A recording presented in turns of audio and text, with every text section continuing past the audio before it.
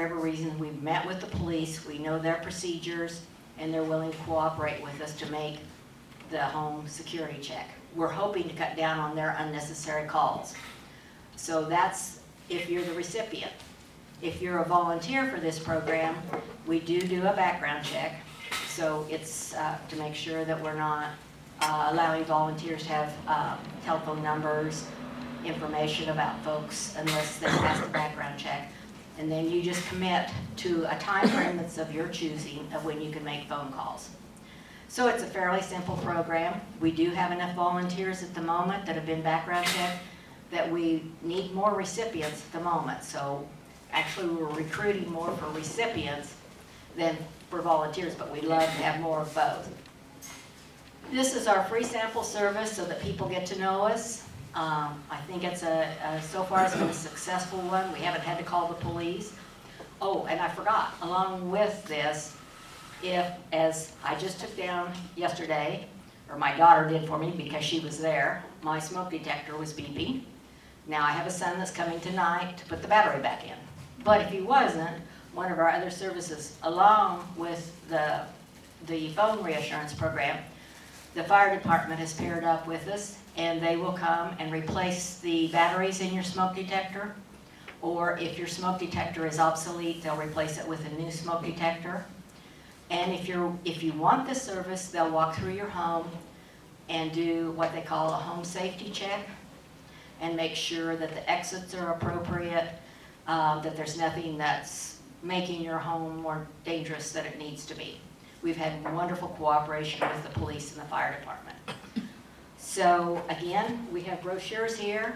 I hope you're interested in it. And I think Tamara's going to talk about why she got involved and how you could get involved.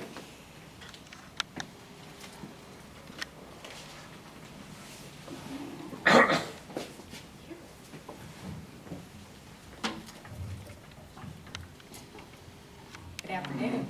Hold up the mic. Good afternoon. It's too much. No. I'm Tamara Cash. I am also a board member. And while I wasn't in on the first couple of meetings about the Village to Village movement, I soon became involved because I had read some things about it. And I just felt like this was a very positive, proactive way to move into aging. I'm a retired school psychologist, and in my work as a school psychologist, I became familiar with a number of the factors that can cause stress in our daily lives. And some of those that I experienced firsthand with working with students in K through 12 were the death of family members or friends, divorce, moving from one house to another, or illness. And in the case of all of us when we age, many times our children or loved ones will move away, and then maybe also we have to move if we move to a retirement facility. And so one of the goals of Community Village Lawrence is to help people not have to move if they don't want to not have to move to a retirement facility prematurely. Again, as we age, a lot of these common factors of stress can be exacerbated by reduced financial resources. And so Community Village Lawrence hopes to help in that way, in a way that reduces the amount that you spend, because when you move to a retirement facility, it's very expensive. The numbers $5,000 and $6,000 a month often come up. And so it's much easier to stay in a home that you are either renting or owning and have someone come in and help you. Other reasons that I became involved are that I just wanted to be proactive about my own health and well-being. And I believe that it can develop a natural system of social support to be involved with a village-to-village movement. Also, it helps me to feel productive in life in that I'm helping others.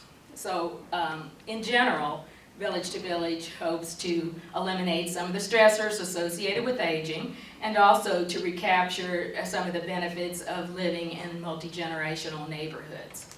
Because a decade or so ago that maybe that was very common to interact with your neighbors, but nowadays If we work all day, we often just get home, we drive into our garage, and that's the end of it.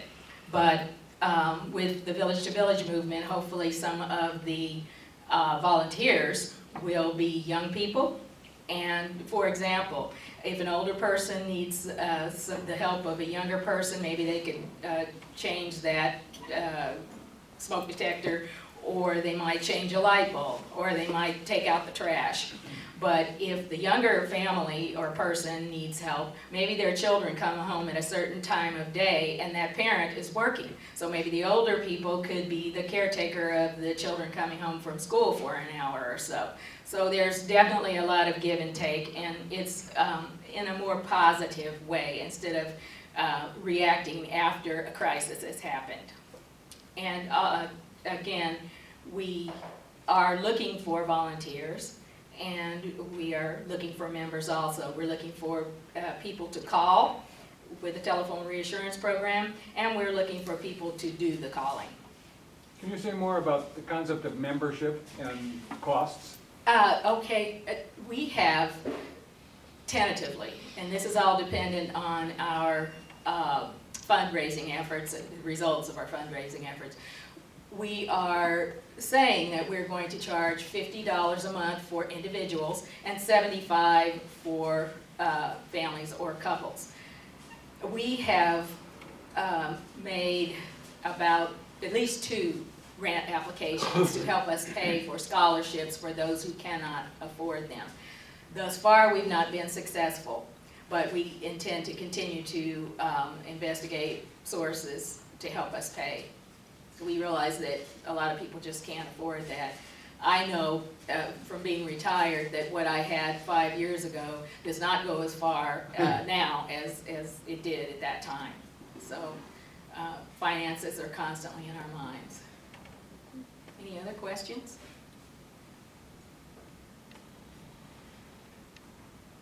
Anything I forgot?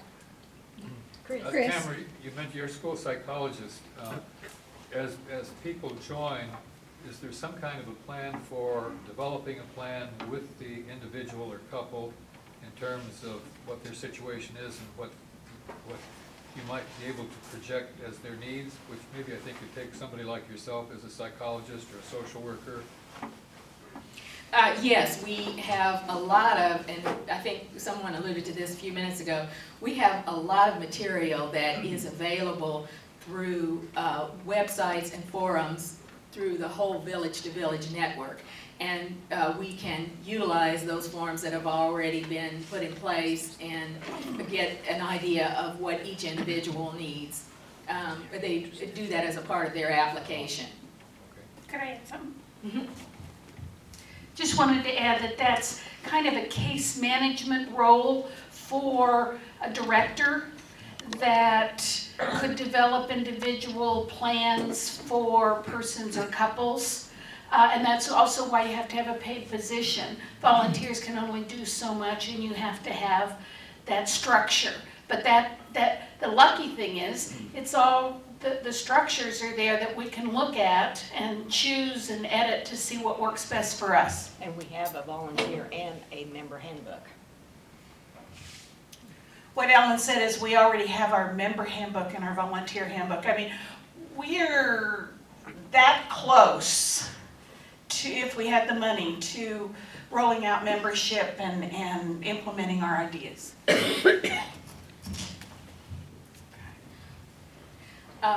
We are trying to develop a list of paid service providers. I think Ellen mentioned this, the roofers, the handymen, and some of the money that we need, it will be used to vet or do background checks on those people. We also vet our volunteers, because we are very aware that when people go into others' homes, we need to be sure that they're not, they don't have a felony background, or that they haven't been charged with abuse or anything like that, either of children or of elders.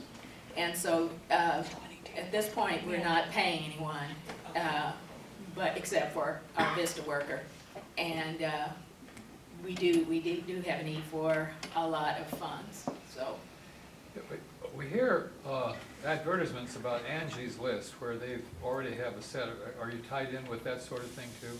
Is that a We- possibility, a resource? Well, it probably is an option. We have, and I can't think of the name of the group that we are using to do our background checks. Is it Advantage?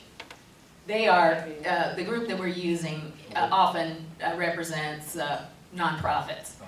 And so that, at this point, is what we're using. And our attitude is that if we find that this is not productive, or if there's some reason that this doesn't seem to be working to, vet out any problems, then we would be willing to change.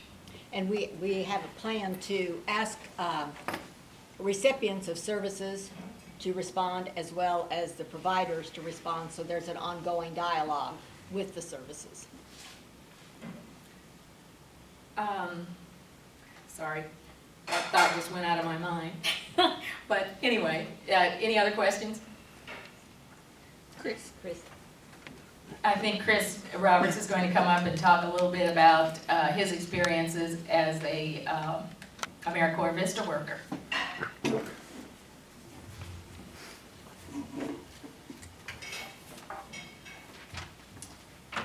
As Tamara said, my name is Chris Roberts, and I am the Vista for Community Village Lawrence. I've been with the organization since November of 2013, so about 5.5 months so far. And for those of you who may not be aware, the Vista is part of the AmeriCorps program, which is split into sort of two sections. There's a national program, and those people are the ones who do direct service to organizations. And then the Vistas are more behind the scenes people, and we get everything ready so that other people can do it. So I'm really a background worker, but I also tend to do a lot of front of house working. So I just do everything. Yes, that's true. And I came to Community Village Lawrence because after I graduated from Washburn University, I was really looking to do something with my degree that wasn't just a job, that would actually help someone and help to move something forward. And so I think that I've gotten in at a really interesting point in the village's development, because it's after the start of the organization itself, but it's before the full launch of services, so I'm at sort of a turning point in that. And it's exciting, and it's a little nerve-wracking sometimes, but it's good. And I'm using the skills that I developed in college with event planning and with, I majored in art, so I use my skills with designing posters and promotions. But I'm also developing my people skills, which I had before, but now I have more of, with interacting with members and volunteers and with board and everyone. And then just the organization and community skills. So I hope that I'm benefiting them as much as the job is benefiting me. And so that's my take on it. And Tamara had mentioned getting involved with the organization. And we do offer to the community to come and take part in any committees they might be interested in.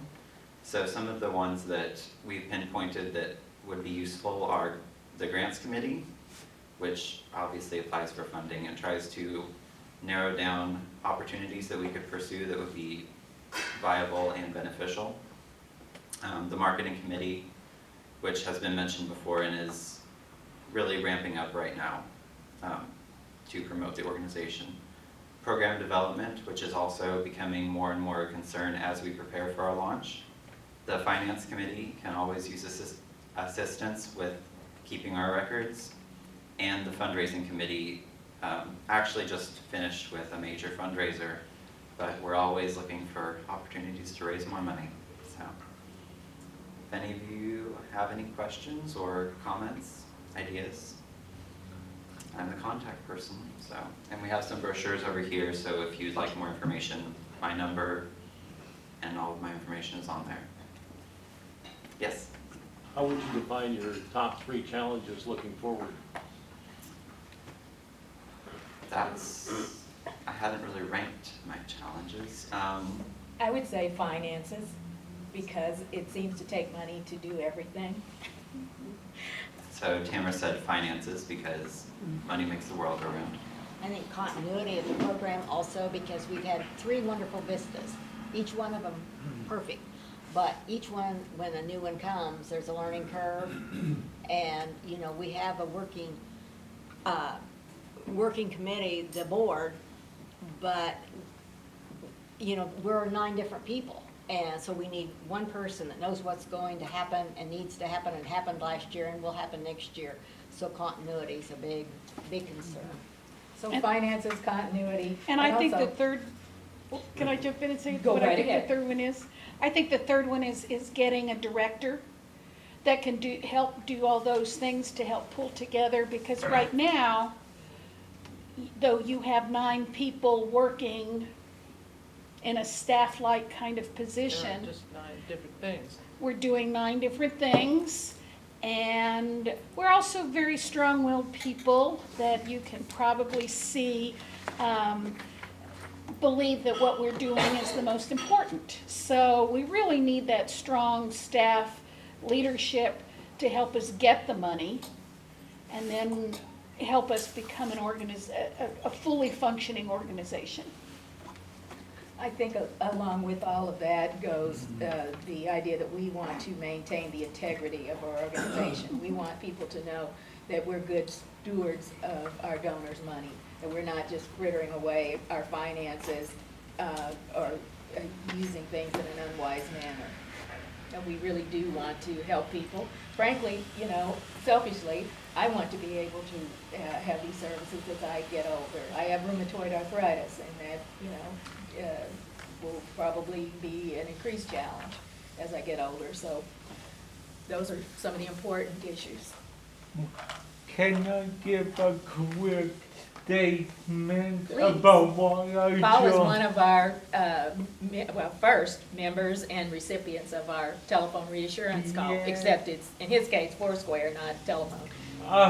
Yes, and Should you have the, Like that. yeah.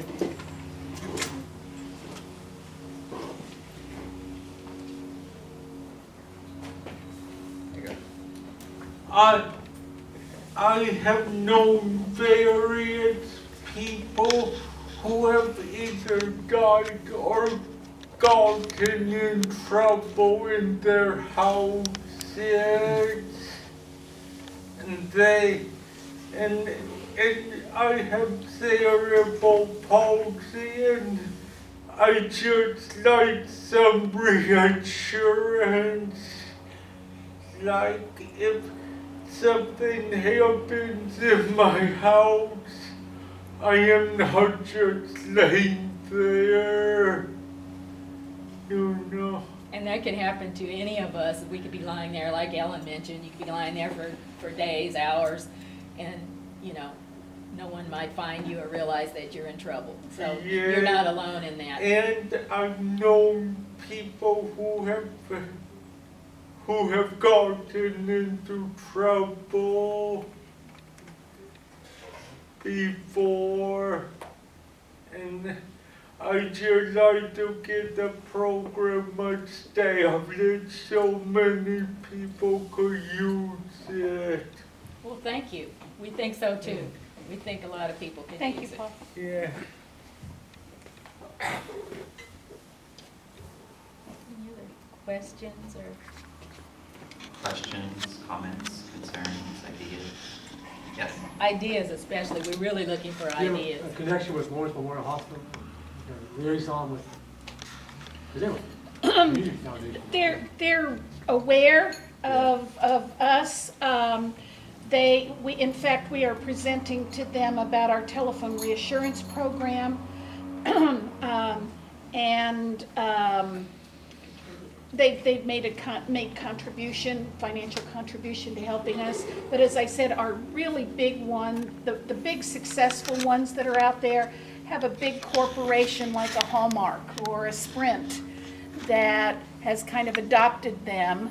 And because you want to keep your membership fees as low as possible, and that they really in most cases, do not support the organization. They just help to pay for some of the parts of the budget.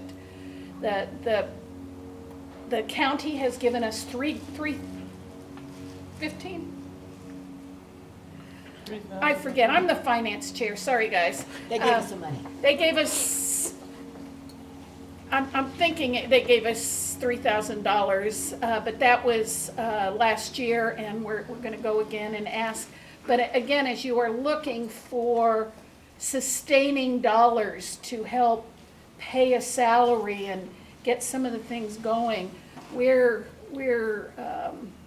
working on a budget, a very tight budget right now that doesn't allow us to do much.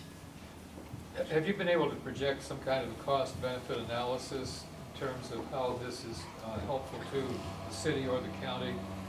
Like it would seem, as you describe it, this will be providing services that will abrogate the necessity of a lot of crisis services that would be provided by the fire department or police or the healthcare system. So there must be a real payback for the city by setting this kind of a program up. We haven't done a formal presentation like that. We have, Nancy Thelma is one of the commissioners that has actually made a personal donation as well as worked with us. But I think that's a very good kind of analysis that we can take forward to particularly as we look at the city and the county for the potential for support. But there's so many not-for-profits out there that they're already providing a lot of dollars to, that I think you have a good point. You might want to help us do that for us. And the National Village to Village is attempting to do exactly that. And I'm thinking, do you remember how many groups had responded? What they're doing is a meta-analysis of the different villages. But the problem, as usual, with those kind of things, this group collects this information and this group collects that information, and a lot of it's soft data.